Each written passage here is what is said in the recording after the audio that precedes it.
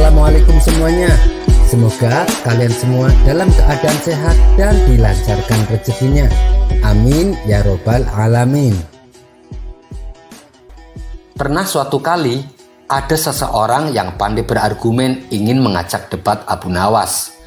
Saking hobinya berdebat dengan orang-orang, apapun topik pembicaraan selalu saja dijadikan bahan perdebatan. Hingga pada suatu ketika ia melihat Abu Nawas sedang nongkrong sendirian di warung. Orang tersebut langsung menghampiri Abu Nawas dengan tujuan ingin mengajaknya berdebat. Tanpa basa-basi, orang itu langsung berkata, "Wahai Abu Nawas, menurutmu nasib itu apa?" Abu Nawas menjawab, "Nasib hanyalah dugaan-dugaan semata." "Kenapa bisa begitu Abu Nawas?" tanya orang itu heran. "Begini, engkau menganggap bahwa segalanya akan berjalan baik, tetapi kenyataannya tidak begitu. Nah, itu yang disebut nasib buruk. Atau engkau punya dugaan bahwa hal-hal tertentu akan menjadi buruk, tetapi nyatanya tidak terjadi. Itu namanya nasib baik. Dan apabila engkau punya dugaan bahwa sesuatu akan terjadi atau tidak terjadi, kemudian engkau kehilangan firasat atas apa yang akan terjadi, dan akhirnya engkau beranggapan bahwa masa depan tidak dapat ditebak. Ketika engkau terperangkap di dalamnya, maka engkau namakan itu nasib." Mendengar penjelasan yang agak jelimet, orang itu pun hanya bengong. Ia pun mengurungkan niatnya untuk mengajak berdebat dan berlalu meninggalkan Abu Nawas. Kisah selanjutnya. Saat sedang asik duduk sambil menikmati udara pagi hari, Abu Nawas dihampiri istrinya. "Suamiku, tadi malam saya bermimpi indah sekali," kata sang istri membuka percakapan. "Mimpi apa wahai istriku?" tanya Abu Nawas. "Saya bermimpi kamu memberikan aku kalung emas di hari jadi pernikahan kita," ucap sang istri menyindir. "Menurutmu apa arti mimpiku semalam?" tanya sang istri kemudian. "Oh itu, engkau akan mengetahuinya hari ini juga wahai istriku," jawab Abu Nawas. "Oh iya, ini kan hari jadi pernikahan kita," ujar Abu Nawas pura-pura kaget. "Kebetulan saya sudah menyiapkan kado untukmu wahai istriku," kata Abu Nawas melanjutkan. "Betulkah?" tanya sang istri kegirangan. "Iya betul, aku letakkan kado itu di atas meja," ucap Abu Nawas. Karena penasaran, sang istri pun segera masuk ke dalam rumah. Benar saja, di atas meja sudah ada sebuah kado yang terbungkus rapi. Ia pun lalu langsung membuka kado tersebut. Dan ketika dibuka, ternyata isinya sebuah buku tentang tafsir mimpi. Sambil menggerutu, sang istri kembali menghampiri Abu Nawas. "Kado apa ini? Kok isinya buku tafsir mimpi?" tanya istrinya kesal. Dengan entengnya Abu Nawas menjawab, "Ya itu kan untuk mencari tahu apa arti mimpimu semalam. Di buku itu lengkap membahas tentang semua arti mimpi." Mendengar jawaban Abu Nawas itu, sang istri pun bertambah kesal. Cerita yang kedua. Pada suatu hari, Abu Nawas dipanggil ke istana untuk menghadap Baginda Raja. Setibanya di istana, Baginda langsung mempersilahkan Abu Nawas duduk di hadapannya. "Ada gerangan apa Paduka memanggil hamba?" tanya Abu Nawas. "Begini Abu Nawas, aku mengundangmu kali ini sama sekali bukan untuk mengerjai ataupun mempermainkanmu," tutur Baginda Raja serius. "Aku sangat benar-benar butuh bantuanmu. Barangkali kamu bisa memecahkan masalahku ini," kata Baginda Raja melanjutkan. "Memangnya ada masalah apa Baginda? Saya siap mendengarkan keluhan Paduka," balas Abu Nawas. Lalu Baginda Raja pun menceritakan masalahnya. Beberapa hari yang lalu, sahabat saya yang seorang raja Yahudi berkunjung ke istana. Karena lama tak berjumpa, saya pun menyambutnya dengan senang hati. Akan tetapi tanpa diduga, dia mengucapkan salam kepadaku. Assalamualaikum, yang artinya keselamatan bagi kalian semua. Tanpa pikir panjang, aku segera menjawabnya sesuai dengan yang diajarkan oleh agama Islam, yaitu ketika mendapatkan salam dari orang yang bukan Islam, hendaklah menjawab dengan ucapan wassalamualaikum, yang artinya kecelakaan bagi kamu. Tapi dengan jawaban itu, tentu saja dia merasa tersinggung.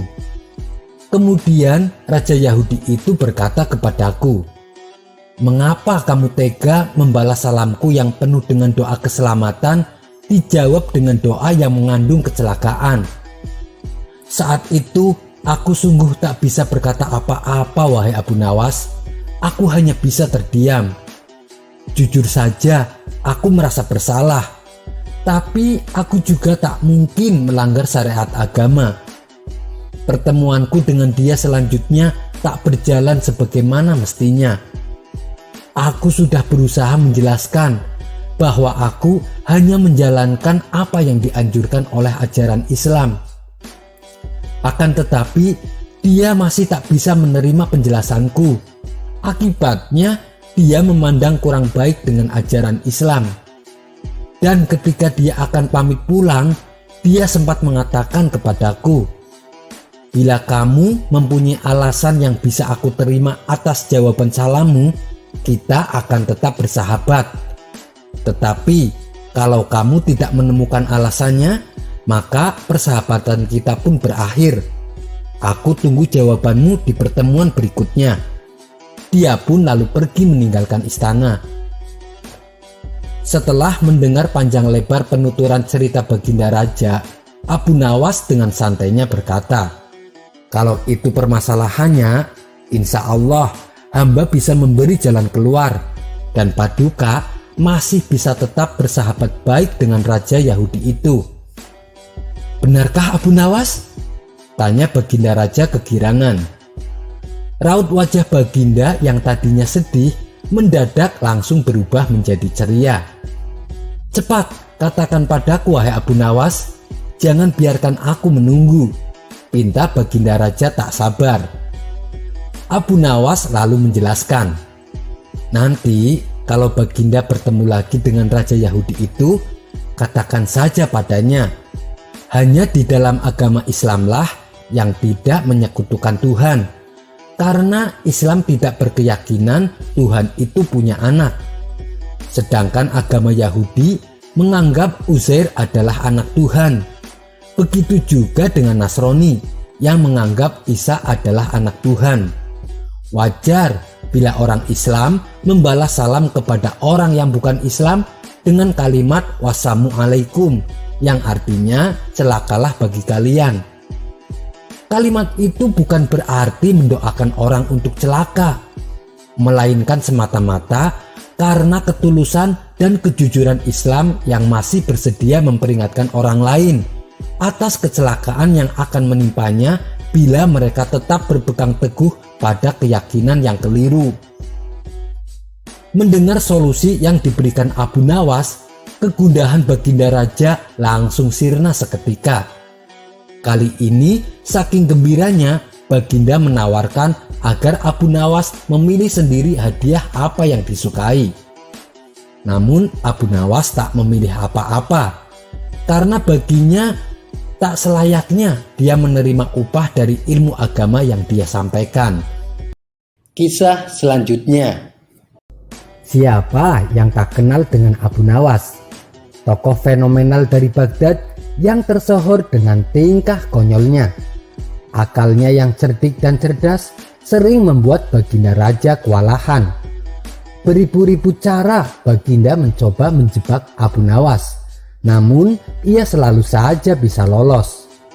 Tapi pada pertemuan kali ini, saya tidak akan mengisahkan tentang perseteruan antara Abu Nawas dan Baginda Raja.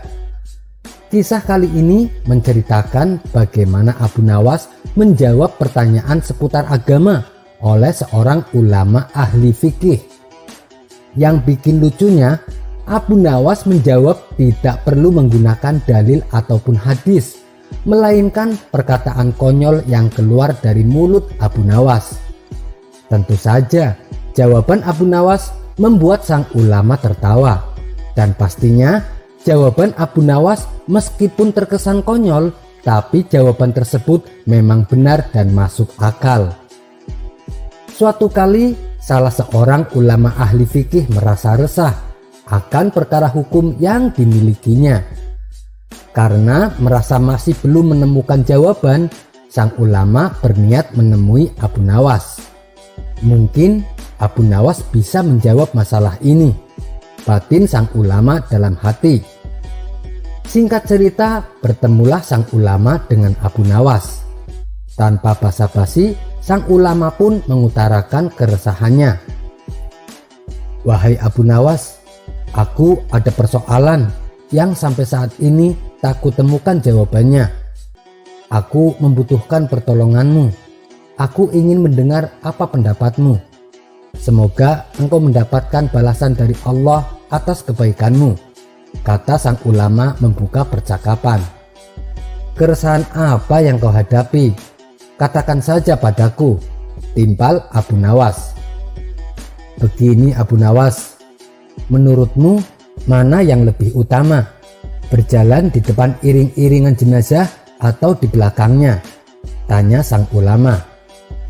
Dengan entengnya Abu Nawas menjawab, "Wahai Tuan Syekh, jangan terlalu serius dan resah dengan perihal urusan remeh-temeh seperti ini." Sang ulama kembali berkata, "Iya, tapi saya penasaran Abu Nawas. Kalau menurutmu sendiri, mana yang lebih utama? Saya benar-benar ingin tahu pendapatmu." Lalu Abu Nawas menjelaskan, "Kalau menurutku sih sama saja Tuan Syekh. Berjalanlah sesukamu. Mau di depannya, di belakangnya, di sebelah kanan, di sebelah kiri. Semua itu sama saja menurut saya. Asal jangan kau naiki keranda jenazahnya. Orang-orang pasti akan menyuruhmu untuk turun." Keseriusan ulama fikih yang tadinya menyimak uraian Abu Nawas berubah menjadi tawa. Sang ulama fikih itu pun pergi dengan rasa puas dan tertawa sepanjang perjalanan.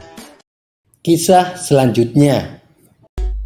Hari itu Abu Nawas terlihat sangat ceria. Pasalnya, ia baru saja mendapat hadiah uang dari Baginda Raja. "Wahai istriku, hari ini kita makan enak. Aku akan membeli daging," kata Abu Nawas kepada istrinya. Maka pergilah Abu Nawas ke pasar. Ia mendatangi tukang jagal untuk membeli sepotong daging. Setibanya di rumah, ia meminta kepada istrinya agar memasak daging yang baru saja dibelinya. "Sembari aku menunggu daging matang, lebih baik aku nongkrong di warung dulu," pikir Abu Nawas. Selepas Abu Nawas pergi, tidak lama kemudian datanglah saudara istrinya. Saudara istrinya ini sangat suka sekali makan daging. Dia pun terus memperhatikan daging yang sedang dimasak. Begitu istri Abu Nawas selesai memasaknya, mereka berdua lalu duduk dan menyantap daging itu sampai habis.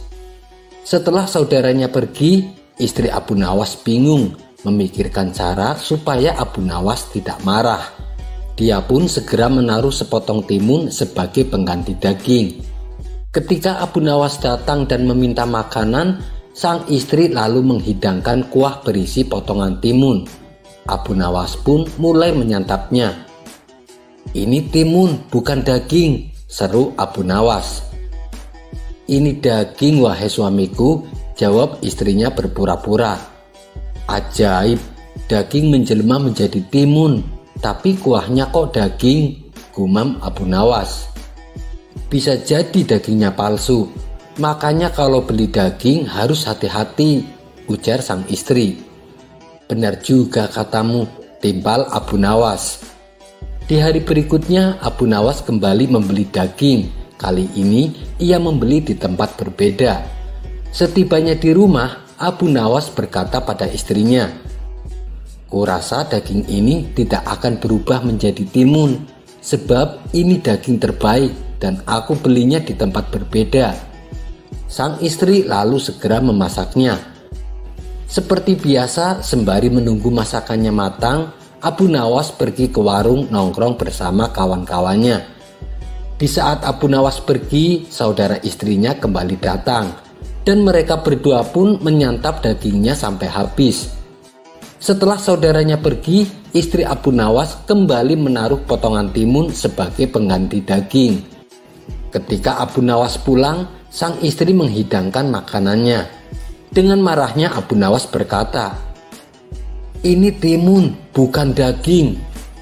Sang istri membalas, "Wahai suamiku, lebih baik kau jangan membeli daging lagi, sebab aku mendengar dari para tetangga bahwa daging bisa menjelma jadi timun." Peristiwa tersebut Abu Nawas kemudian ceritakan kepada orang-orang. "Sungguh aneh, istriku memasak daging tapi setelah matang berubah jadi timun," ucap Abu Nawas. Tentu saja mereka tidak percaya dan menganggap Abu Nawas sudah gila. "Mana ada daging berubah jadi timun," kata mereka tertawa terbahak-bahak. Lalu Abu Nawas pergi menemui tukang jagal untuk memastikannya. "Apa benar daging bisa berubah jadi timun?" tanya Abu Nawas.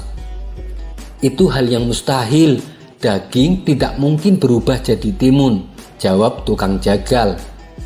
"Berarti selama ini aku telah dibohongi istriku," pikir Abu Nawas. Untuk mengetahui kebenarannya, Abu Nawas lantas membeli daging untuk ketiga kalinya. Seperti biasa, daging tersebut ia berikan pada istrinya untuk dimasak. Kemudian Abu Nawas pura-pura pergi. Di saat itulah saudara istrinya datang dan memakan daging yang sudah dimasak bersama sang istri. Abu Nawas langsung memergoki mereka berdua.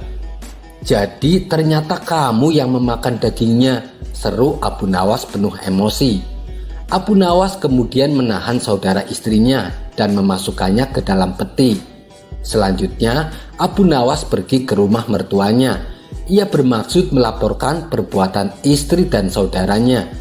Setelah Abu Nawas pergi keluar dari rumah, sang istri segera membuka peti dan mengeluarkan saudaranya. Lalu sebagai gantinya, dia menaruh seekor keledai kecil milik tetangganya dan menutup kembali peti tersebut seperti semula. Tidak lama kemudian, Abu Nawas datang bersama mertua dan para tetangganya. "Lihatlah perbuatan kedua anakmu," ucap Abu Nawas kepada mertuanya. Abu Nawas lalu membuka peti untuk membuktikan ucapannya. Betapa kagetnya Abu Nawas ketika peti dibuka, ternyata isinya seekor anak keledai. "Kamu memang sudah gila, Abu Nawas," kata orang-orang yang hadir. Tentu saja hal ini membuat Abu Nawas menjadi malu. Ia pun melirik ke arah istrinya dan berkata, "Orang yang merubah daging jadi timun ternyata bisa juga merubah anak manusia menjadi keledai." Kisah selanjutnya diceritakan pada suatu hari Abu Nawas yang cerdik ini sedang menghabiskan waktunya dengan berjalan-jalan di kota Baghdad. Kemudian ia memutuskan untuk pulang ketika langit mulai senja dan adzan maghrib sebentar lagi berkumandang. Agar cepat sampai ke rumah, untuk pertama kalinya Abu Nawas melewati kampung Badui di sebuah gurun. Di kampung itu, Abu Nawas melihat kerumunan orang-orang berkumpul sedang memasak bubur. Aromanya sangatlah begitu sedap. Saat sedang asik menikmati aroma tersebut, tiba-tiba saja Abu Nawas disekap dan ditutup kepalanya oleh segerombolan pria. Abu Nawas mencoba berontak dan berteriak minta tolong. Namun tak ada seorang pun yang mau menolongnya. Kemudian Abu Nawas dibawa ke sebuah rumah kosong. Lalu salah satu pria membuka penutup kepala Abu Nawas. Apa salahku? Kenapa kalian menangkapku? Tanya Abu Nawas heran. Kamu tidak salah sama sekali.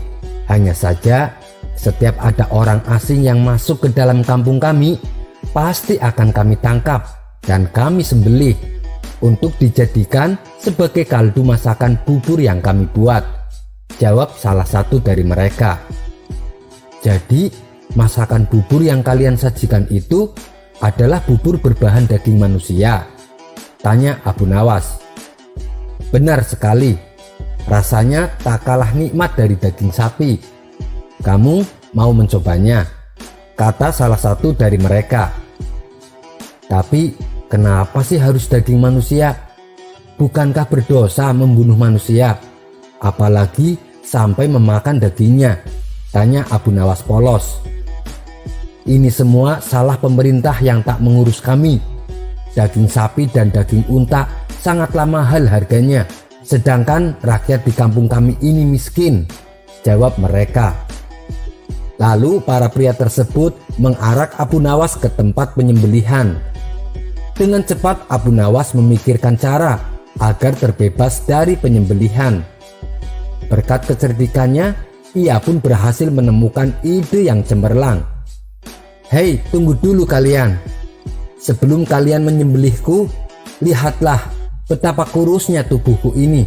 Percuma saja, kalian hanya akan memakan tulang. Kalau kalian mau, besok aku akan membawakan kalian temanku yang gemuk. Ucap Abu Nawas meyakinkan. Kau pikir kami akan percaya dengan kata-katamu? Jangan coba-coba menipu kami, bentak mereka. Dengar dulu, namaku Abu Nawas. Aku tinggal di desa ujung kota Baghdad. Jika aku berbohong, silahkan kalian mendatangiku. Kalian tak akan menyesal bila melepaskanku kali ini, karena aku akan menepati janjiku, ujar Abu Nawas. Para pria di kampung Badui itu lalu berunding sejenak. Mereka akhirnya memutuskan untuk percaya dengan perkataan Abu Nawas. Baiklah, kami percaya dengan perkataanmu. Besok bawakan kami temanmu yang gemuk itu, maka kau akan kami bebaskan, kata pemimpin kampung tersebut. Mereka lalu saling berjabat tangan sebagai tanda janji. Abu Nawas pun dilepaskan. Dalam perjalanan pulang, Abu Nawas memikirkan strategi selanjutnya agar benar-benar terbebas dari warga kampung Badui. Setelah berpikir sejenak, akhirnya ia berhasil menemukan ide bagus. Bukankah tadi para pria kampung Badui mengatakan kalau Baginda Raja tak peduli pada mereka? Mending aku bawa Baginda saja ke sana. Ditambah lagi, Baginda Raja kan sangat gemuk, pikir Abu Nawas. Lagian hal yang aneh bila Baginda Raja tak mengetahui perbuatan keji rakyatnya. Mereka tega membunuh manusia untuk dijadikan makanan. Ini tidak boleh dibiarkan. Keesokan harinya, Abu Nawas pergi ke istana untuk menghadap Baginda Raja.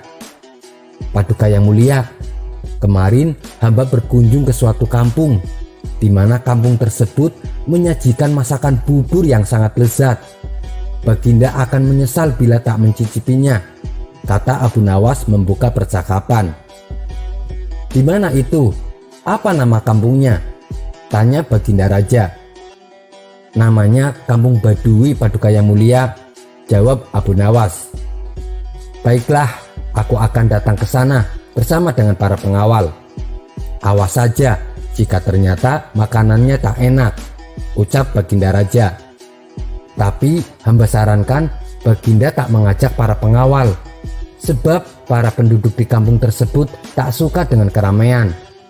Sebagai gantinya, hamba akan menemani Baginda Raja untuk datang ke sana.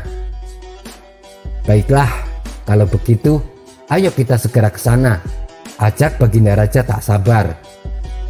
Mereka berdua pun akhirnya segera pergi menuju kampung Badui.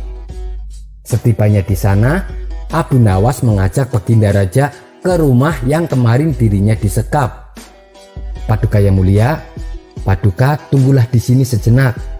Hamba akan menemui penjual bubur itu, ucap Abu Nawas. Kemudian Abu Nawas menemui para pria yang ternyata sudah menunggunya. "Betul kan? Aku menepati janjiku. Sudah aku bawakan kalian orang yang gemuk sesuai dengan janjiku kemarin," ujar Abu Nawas. Para pria di kampung itu tak tahu bila pria yang mereka hadapi adalah Baginda Raja. Maka dengan cepat mereka segera menyekap Baginda Raja. "Hei, apa yang kalian lakukan?" tanya Baginda Raja. "Kami akan menyembelihmu untuk dijadikan makanan," jawab mereka. Betapa kagetnya Baginda Raja. Ternyata ia telah dijebak oleh Abu Nawas. Akan tetapi Baginda Raja tak kalah cerdik dengan Abu Nawas. Ia pun mengatakan kepada para penduduk kampung Badui, "Hei kalian, tubuhku memang gemuk, tapi dagingku sedikit. Tubuhku ini kebanyakan berisi lemak, tak enak bila dijadikan santapan. Daripada kalian menjadikan aku sebagai makanan, mendingan kalian pekerjakan aku sebagai pembuat peci. Aku bisa membuat peci yang bagus dan harganya juga mahal. Dengan begitu, kalian bisa menjual peci buatanku ke orang-orang di istana. Mereka pasti akan membelinya dengan harga yang mahal," kata Baginda mencoba mengelabui warga kampung Badui. Mereka pun setuju dengan saran dari Baginda Raja. Lalu mereka mengurung Baginda Raja di sebuah penjara. Di penjara itulah Baginda Raja mulai membuat peci. Agar diselamatkan oleh para pengawal istana, Baginda memberikan sepucuk surat di dalam peci yang ia buat. Surat tersebut berisi bahwa dirinya disekap di kampung Badui dan meminta secepatnya agar para prajurit membebaskannya. Setelah itu, Baginda Raja menyerahkan peci buatannya ke salah seorang pria Badui. "Jual saja peci ini ke para menteri di istana. Mereka pasti menyukainya," ucap Baginda Raja. Di satu sisi, istana sedang gempar karena Baginda Raja tak kunjung kembali. Para pengawal istana telah mencari, tapi tak kunjung bisa menemukan sang raja. Keesokan harinya, salah satu pria dari kampung Badui tersebut datang ke istana. Ia menemui salah satu menteri dan menjual peci yang dibawanya. Karena indah, menteri itu pun tertarik untuk membelinya. "Wah, peci ini nampak sangat mengagumkan dan mewah. Siapa yang membuatnya? Seleranya pasti sangatlah tinggi," kata menteri kerajaan. "Kalau Tuan berkenan, besok saya bisa membawakan lebih banyak lagi," sahut si pria Badui. "Baiklah, besok bawakan aku peci yang lain ya. Aku akan membelikan untuk ayahku." "Ngomong-ngomong, dari mana asalmu?" tanya sang menteri. "Hamba dari kampung Badui, Tuan." "Kalau begitu, hamba pamit undur diri," jawab pria Badui tersebut. Saat sedang mencoba pecinya, sang menteri kerajaan menjadi kaget karena di dalam peci tersebut terdapat sepucuk surat dari Baginda Raja. Kemudian menteri kerajaan itu menyuruh para prajurit untuk mendatangi kampung Badui dan membebaskan Baginda Raja. Mereka pun akhirnya berhasil menemukan dan menyelamatkan Baginda Raja. Atas perintah Baginda Raja, orang-orang di kampung Badui dihukum karena telah berbuat keji. Keesokan harinya, Baginda Raja memerintahkan para pengawal untuk menangkap Abu Nawas. Setelah Abu Nawas berada di hadapannya, Baginda dengan penuh amarah berkata, "Kamu kurang ajar Abu Nawas. Apa maksudmu menjadikanku sebagai tumbal? Perbuatanmu sangatlah tidak pantas. Kau harus dihukum mati Abu Nawas," bentak Baginda Raja. Dengan sikap hormat, Abu Nawas menjawab, "Sebelum Baginda menjatuhkan hukuman mati pada hamba, perkenankan hamba menyampaikan beberapa hal."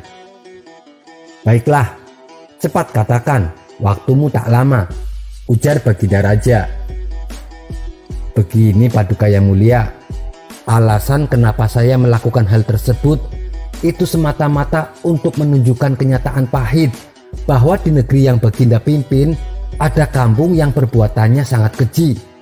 Bila Baginda tak mengalaminya langsung, bisa saja Paduka tak percaya dengan perkataan saya. Padahal semua kejadian yang terjadi di negeri ini adalah tanggung jawab Baginda sebagai seorang pemimpin. Bukankah raja yang adil dan bijak sebaiknya mengetahui seluruh perbuatan rakyatnya? Untuk itulah hamba sengaja mengajak Paduka Raja pergi ke kampung Badui. Lagi pula hamba sudah bisa menebak bila Baginda adalah pemimpin cerdas, sehingga Baginda pasti bisa lolos dari sekapan mereka. Maaf Paduka yang mulia, jika perkataan hamba ini salah, silakan hukum hamba. Namun bila hamba tak bersalah tapi tetap mendapatkan hukuman, hamba tidak akan ikhlas, sehingga dosa akan menjadi tanggung jawab Baginda di akhirat kelak. Setelah mendengar penuturan Abu Nawas, hilanglah amarah Baginda Raja. Dalam hati, ia membenarkan seluruh ucapan Abu Nawas. Memang selama ini Baginda merasa belum sepenuhnya memperhatikan kondisi rakyatnya, sehingga kampung Badui pun terlantar dan menjadi kanibal. Baiklah, kali ini akan kuampuni segala perbuatanmu, tapi berjanjilah kau tak akan mengulangi lagi perbuatanmu, perintah Baginda Raja. Abu Nawas pun menganggukkan kepalanya dan pamit dari istana. Setelah kejadian tersebut, Baginda Raja kini menjadi pemimpin yang semakin peduli pada rakyatnya. Ia tak ingin ada masyarakat yang terlantar. Kisah selanjutnya. Di suatu pagi yang cerah, Abu Nawas tampak duduk santai di depan rumahnya. Lama-kelamaan akhirnya ia pun merasakan jenuh. Dan untuk menghilangkan rasa jenuhnya, ia memutuskan pergi ke warung untuk nongkrong bersama kawan-kawannya.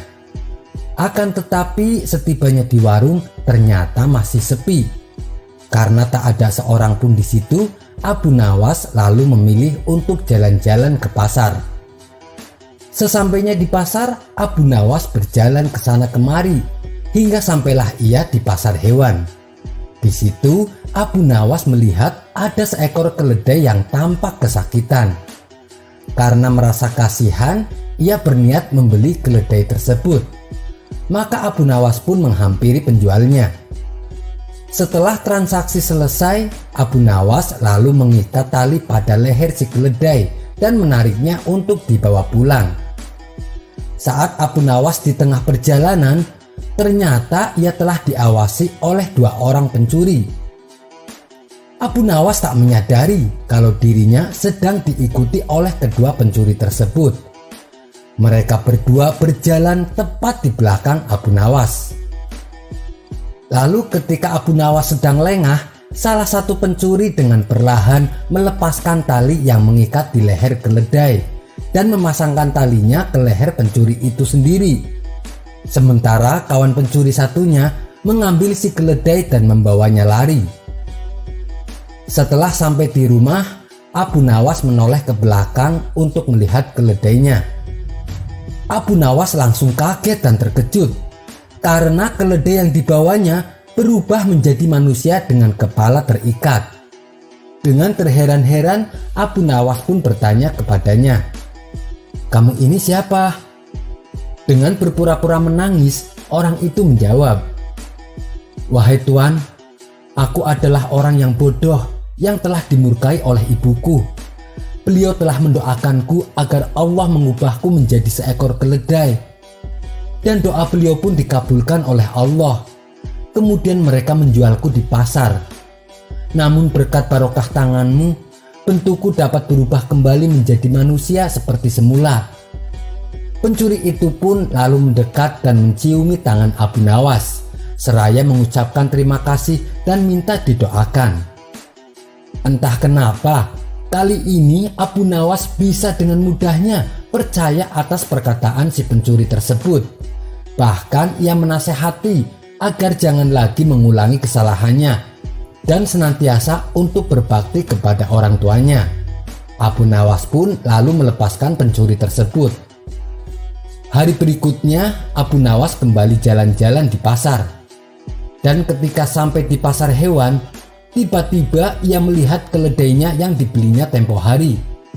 Dengan cepat Abu Nawas mendatangi keledai tersebut dan membisikkan ke telinganya, "Wahai pria kurang ajar, kamu tidak mendengarkan nasihatku, sehingga ibumu murka lagi padamu dan kembali mengutukmu menjadi keledai.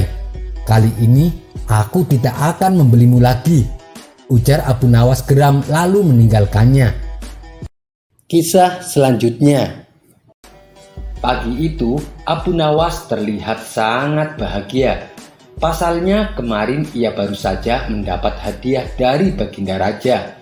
Ia pun berencana mentraktir kawan-kawannya di warung tempat ia biasa nongkrong bersama mereka. Dengan wajah ceria, ia pergi menuju warung tersebut. Setibanya di sana, Abu Nawas tidak mendapati satupun kawannya di tempat itu. "Kemana orang-orang? Kenapa sepi sekali?" tanya Abu Nawas kepada pemilik warung. "Mereka semua lagi pada pergi ke lapangan, Abu Nawas. Katanya sih ada pertunjukan menarik," jawab si pemilik warung. Karena penasaran, Abu Nawas segera bergegas menuju lapangan. Benar saja, ternyata di lapangan ramai orang-orang berkumpul menyaksikan sebuah pertunjukan. "Ada kerumunan apa di sana?" tanya Abu Nawas kepada salah satu warga. "Ada pertunjukan monyet ajaib," jawabnya. "Monyet ajaib? Ajaib bagaimana maksudnya?" kata Abu Nawas penasaran. "Monyetnya bisa mengerti bahasa manusia, dan yang lebih menakjubkan, monyet itu hanya mau tunduk kepada pemiliknya saja," ujarnya menjelaskan. Abu Nawas pun menjadi tertarik. Ia penasaran ingin menyaksikan kecerdikan dan keajaiban binatang itu. Abu Nawas mulai merangsek ke tengah kerumunan para penonton, dan sampailah ia di barisan terdepan. Karena begitu banyak penonton yang menyaksikan pertunjukan itu, sang pemilik monyet dengan bangga menawarkan hadiah yang cukup besar bagi siapa saja yang sanggup membuat monyet itu mengangguk. Tidak heran bila banyak di antara para penonton mencoba maju satu persatu. Mereka berupaya dengan beragam cara untuk membuat monyet itu mengangguk. Tetapi usaha mereka sia-sia, monyet itu tetap menggelengkan kepalanya. Melihat kegigihan monyet itu, Abu Nawas semakin penasaran. "Bukankah katanya monyet tersebut bisa mengerti bahasa manusia? Aku tahu caranya," pikir Abu Nawas. "Ayo, siapa lagi yang mau mencobanya?" teriak si pemilik monyet. Dengan percaya diri, Abu Nawas langsung maju ke depan. Setelah berhadapan dengan monyet, Abu Nawas bertanya, "Tahukah engkau siapa aku?" Monyet itu menggeleng. "Apakah engkau tidak takut kepadaku?" tanya Abu Nawas kembali. Monyet itu tetap menggeleng. "Apakah engkau takut kepada tuanmu?" tanya Abu Nawas memancing. Mendengar pertanyaan tersebut, monyet itu menjadi dilema. Kalau ia menggelengkan kepala, nanti ia dituduh berani kepada tuannya. Kalaupun ia mengangguk, ia berarti melanggar perintah tuannya. Akhirnya si monyet hanya terdiam. "Bila kamu tetap diam, maka akan aku laporkan kepada tuanmu," lanjut Abu Nawas mulai mengancam. Akhirnya monyet itu terpaksa menganggukkan kepalanya. Atas keberhasilannya membuat monyet mengangguk, Abu Nawas pun mendapat hadiah yang telah dijanjikan. Bukan main marahnya pemilik monyet itu, hingga ia memukuli binatang yang malang tersebut. Hari berikutnya, ia ingin menebus kekalahannya. Kali ini ia melatih monyetnya untuk mengangguk. Bahkan ia mengancam akan menghukum berat monyetnya bila sampai terpancing penonton untuk menggelengkan kepalanya, terutama oleh Abu Nawas. Tak peduli apapun pertanyaan yang diajukan penonton, si monyet diperintah harus selalu mengangguk. Kalau sampai melanggar lagi, ia diancam akan mendapatkan hukuman yang lebih keras. Hari yang ditentukan akhirnya tiba. Si pemilik monyet mulai mempertontonkan kelucuan dan kepintaran monyet miliknya. Para warga yang menyaksikan sangat terhibur dengan aksi pertunjukan tersebut, termasuk Abu Nawas sendiri. Setelah beberapa pertunjukan selesai, kini tibalah sayembara untuk kedua kalinya. Siapa saja yang bisa membuat monyet ini menggelengkan kepalanya, maka akan saya beri hadiah lebih banyak dari kemarin, teriak si pemilik monyet. Hampir semua orang yang ada di situ mencoba menerima tantangan tersebut. Tapi tidak ada satupun yang berhasil. Mereka semua kewalahan. Setelah tidak ada lagi yang mencobanya, Abu Nawas akhirnya maju ke depan. Ia menghampiri monyet dan mengulang pertanyaan yang sama. "Tahukah engkau siapa aku?" Monyet itu mengangguk. "Apakah kamu tidak takut kepadaku?" tanya Abu Nawas. Monyet itu tetap mengangguk. "Apakah engkau tidak takut kepada tuanmu?" Monyet tersebut tetap mengangguk. Karena ia tahu itu hanya jebakan saja. Ia tak mau lagi tertipu untuk kedua kalinya. Akhirnya Abu Nawas mengeluarkan bungkusan kecil berisi balsem. "Tahukah kamu apa guna balsem ini?" Monyet itu tetap mengangguk. "Baiklah, bolehkah kugosok selangkanganmu dengan balsem?" tanya Abu Nawas. Monyet itu tetap mengangguk. Lalu Abu Nawas menggosok selangkangan binatang itu. Tentu saja monyet tersebut merasa agak kepanasan dan mulai panik. Kemudian Abu Nawas menunjukkan balsem yang lebih besar. "Apakah kau tidak keberatan kalau balsem yang besar ini aku oleskan sampai habis di selangkanganmu?" Mendengar itu tentu saja monyet itu mulai ketakutan. Dan rupanya ia lupa akan ancaman tuannya, sehingga ia terpaksa menggelengkan kepala sambil mundur beberapa langkah. Akibat kecerdikan Abu Nawas, ia pun kembali memenangkan sayembara. Dengan menahan rasa malu dan jengkel, si pemilik monyet menyerahkan hadiahnya. Sekian dulu perjumpaan kita kali ini. Sampai bertemu lagi di kisah selanjutnya. Terima kasih yang sudah subscribe dan setia menonton channel ini. Wassalamualaikum warahmatullahi wabarakatuh.